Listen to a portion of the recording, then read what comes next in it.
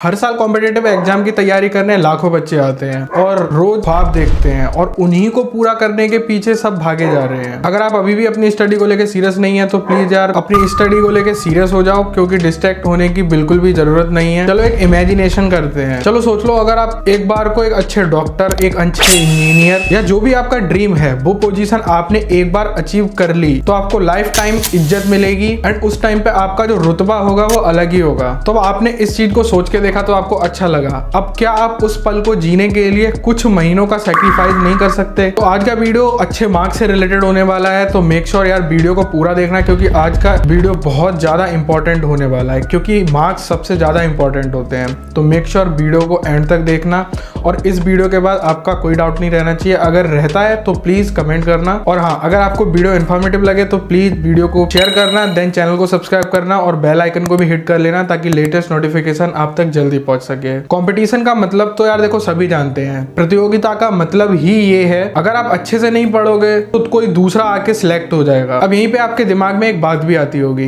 कि काफी सारे स्टूडेंट हैं जो 3 से 4 साल हो चुके हैं प्रिपरेशन करते करते, वही कुछ नहीं कर पा रहे, तो आप क्या कर पाएंगे? तो देखो सुनो, ये सब फालतू की बातें आपके दिमाग में नहीं आनी चाहिए। अच्छा चलो एक बात बताओ, क्या आपने सुना है कि किसी ड्रॉपर ने एयर रैंक 1 होल्ड किया हो? कभी भी नहीं सुना ना? तो अब समझो, अपने आप को किसी दूसरे से कम आंकना ये गलत बात है और आई होप कि यार ये रिकॉर्ड टूटे। किसी भी कॉम्पिटिटिव एग्जाम को फोड़ने के लिए 6 से 7 महीने सफिशिएंट होते हैं। अब इन निगेटिव थॉट्स को जितना जल्दी अपने दिमाग से निकाल पाओगे उतना जल्दी इफेक्टिवली पढ़ाई कर पाओगे अपनी प्रिपरेशन के लिए, एंड 100% इफेक्टिवली पढ़ाई हो पाएगी। देन फुल चांसेस हैं 690 700 प्लस मार्क्स अचीव करने के, और आई होप 690 एंड 700 समथिंग में आपका ड्रीम कॉलेज जो भी हो वो आपको मिल जाएगा। बट यू नो ना, terms and conditions are applied. देखो नीट पॉसिबल यार, and I am sure you make it possible. अगर आप अपनी स्टडी को लेकर सीरियस हो तो आपको पता होगा कि बायोलॉजी, फिजिक्स, केमिस्ट्री या मैथ, आपकी प्रेफरेंस के हिसाब से जो भी है, पर ईयर किस सब्जेक्ट से कितने कितने क्वेश्चंस आते हैं और कौन सा चैप्टर्स क्या स्कोर करता है। एंड सबसे इंपॉर्टेंट, आपकी एनालाइजिंग बहुत अच्छी होनी चाहिए। अगर एनालाइजिंग आपको नहीं आती तो यार प्लीज एनालाइजिंग से रिलेटेड कमेंट करना, देन उसके ऊपर मैं एक डेडिकेटेड वीडियो बनाऊंगा फुल डिटेल्ड, क्योंकि अगर एनालाइजिंग के बारे में इस वीडियो में समझाया तो ये वीडियो बहुत लंबी हो जाएगी। तो मैं चलो अपना ही एग्जांपल ले लेता हूं। तो मैं नीट से था, देन अब मेरा सिलेक्शन हो चुका है मेडिकल कॉलेज में, then I have bio, chemistry, physics. तो देखो ये एक बेसिक सी बात है कि मोस्ट ऑफ द स्टूडेंट जानते हैं biology 360 marks, physics 180 marks, then chemistry 180 marks. तो चलो हम अपनी प्रेफरेंस के हिसाब से बायोलॉजी को पहले उठाते हैं, क्योंकि सबसे ज्यादा मार्क्स बायो ही कंज्यूम करता है। हम यहाँ इसको 11-12 के बेसिस पे नहीं डिवाइड करेंगे, हम यहाँ पूरे 100 चैप्टर्स के हिसाब से डिवाइड करेंगे, क्योंकि नीट के एग्जाम में पूरे 100 चैप्टर आते हैं। आई नो 98 to 100 चैप्टर्स हैं। तो देखो बायो में सबसे ज्यादा questions biotechnology and genetics and evolution में आते हैं। Approximately 22 to 28 questions biotechnology, genetics and evolution section से पूछे जाते हैं। देन आई नो कि ये सेक्शन थोड़ा सा लंबा है, लेकिन बायोलॉजी में आपको लंबा चैप्टर सबसे पहले उठाना है। जो लंबा सेक्शन है, जो यूनिट्स हैं, वो आपको पहले उठानी है। तो approximately biotechnology, evolution and genetics आपकी 5 हफ्ते में कंप्लीट हो जाएगी आराम से। देन हमारी बायोलॉजी में टोटली 10 यूनिट्स हैं, उसमें से 2-3 यूनिट्स हमने ये खत्म कर दी। देन उसके बाद छोटी छोटी यूनिट्स बचती हैं, जैसे कि हमारा एक चैप्टर हुआ लिविंग वर्ल्ड, ह्यूमन फिजियोलॉजी हुई, इकोलॉजी हुई। हम सबको पता है इसमें छोटे छोटे सेक्शंस हैं, एक दिन में 2-3 चैप्टर अगर लें तो आसानी से कंप्लीट हो सकते हैं।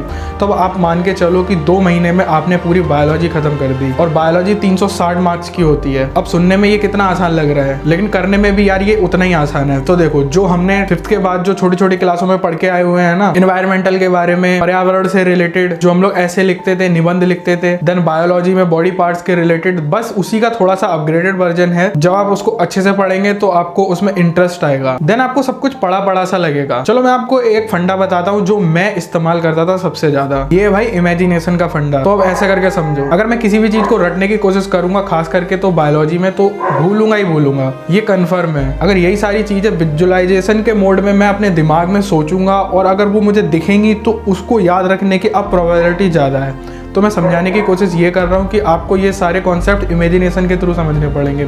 मतलब कि sodium potassium cycle, then breathing, exchanges of gases, जब भी ये आप पढ़ो तो आपके दिमाग में एक इमेज चलनी चाहिए कि ये कैसे हो रहा होगा, ये क्या चल रहा होगा।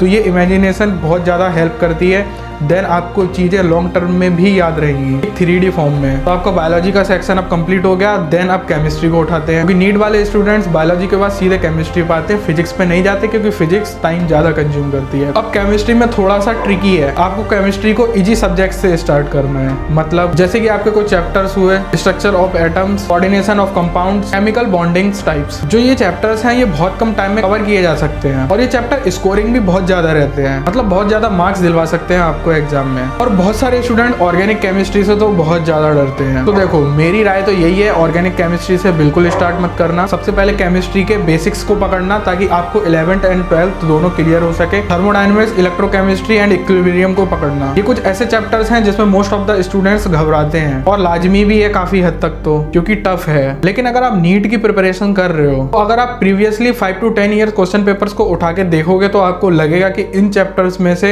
जो इजी सेक्शन है सिर्फ उनसे ही क्वेश्चंस बनते हैं, देन टफ सेक्शन से क्वेश्चन नहीं बनते। लेकिन यहीं आप अगर अपना मॉड्यूल पेपर देखोगे या कोई भी केमिस्ट्री की क्वेश्चन बैंक्स को उठाओगे तो आपको वहां इन चैप्टर से रिलेटेड भर भर के क्वेश्चन मिलेंगे। तो आपको उनसे डरना नहीं है। प्रीवियस ईयर के 5 से 10 साल के क्वेश्चन पेपर्स को उठाओ, देन वो आपके लिए सफिशिएंट है नीट के लिए। तो अब देखो आपकी केमिस्ट्री भी इजीली कंप्लीट हो गई, तो 180 मार्क्स केमिस्ट्री भी देती है। अब जल्दी से बात कर लेते हैं अपनी फिजिक्स के बारे में। तो देखो फिजिक्स की जो मेन प्रॉब्लम होती है उसके कॉन्सेप्ट्स एंड यूनिट्स एक दूसरे से कनेक्टेड होती हैं।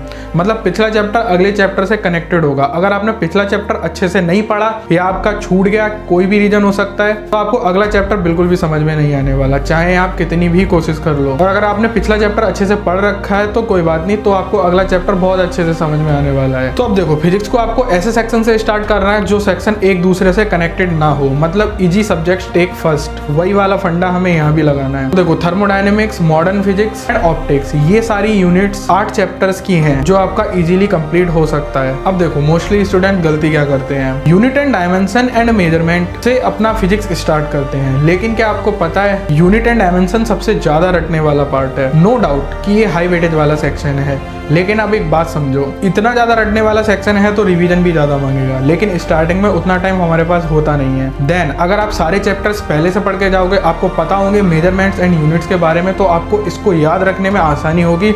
और मैंने बताया था ना, विजुअलाइजेशन भी आसानी से हो जाएगा। तो अगर आपको किसी चीज का विजुअलाइजेशन हो रहा है, दिख रही है वो दिमाग में होते हुए, तो वो मैकेनिज्म याद रख पाना काफी आसान है लॉन्ग टर्म के लिए। तो अब आपकी फिजिक्स भी कंप्लीट हो गई। अब देखो आपको खुद फील हो रहा होगा कि अगर आप इस हिसाब से अपने चैप्टर्स कंप्लीट करते चले जाएंगे तो आसानी से 5 से 6 महीने में आपका सारा कोर्स कवर अप हो जाएगा रिवीजन के साथ साथ। तो अब ये तो हमारे चैप्टर्स की बात हो गई। देन कुछ इंपॉर्टेंट पॉइंट्स हैं, उन पे भी जल्दी से बात कर ली जाए। तो देखो सबसे इंपॉर्टेंट है रिवीजन। आई होप रिवीजन की आप सब लोग डेली प्लानिंग करते हो। देन आपने आज क्या पढ़ा है, आपको आज क्या पढ़ना चाहिए, आपने आज क्या रिवाइज किया है, आपने आज क्लास में क्या पढ़ा था उसका रिवीजन, देन आपने 6 दिन पहले क्या रिवाइज किया था उसका रिवीजन। देन रिवीजन से रिलेटेड एक फुल वीडियो मैंने चैनल पे पहले से अपलोड कर दिया, तो मेक श्योर आप उस वीडियो को चेक कर लेना, काफी ज्यादा इंफॉर्मेटिव है। एक बात आपने सुनी होगी, प्रैक्टिस मेक यू परफेक्ट। हाँ ये बात सच है, सुना तो होगा ही ना। तो देखो जितना ज्यादा से ज्यादा प्रैक्टिस कर सको, देन जितना ज्यादा से ज्यादा रिवीजन कर सको, वो बहुत अच्छा है। क्योंकि जितना क्वेश्चन प्रैक्टिस करोगे उतने अच्छे कॉन्सेप्ट्स होंगे, देन चैप्टर उतना ज्यादा स्ट्रॉन्ग होगा। फिजिक्स एंड केमिस्ट्री में प्रैक्टिस बहुत जरूरी है।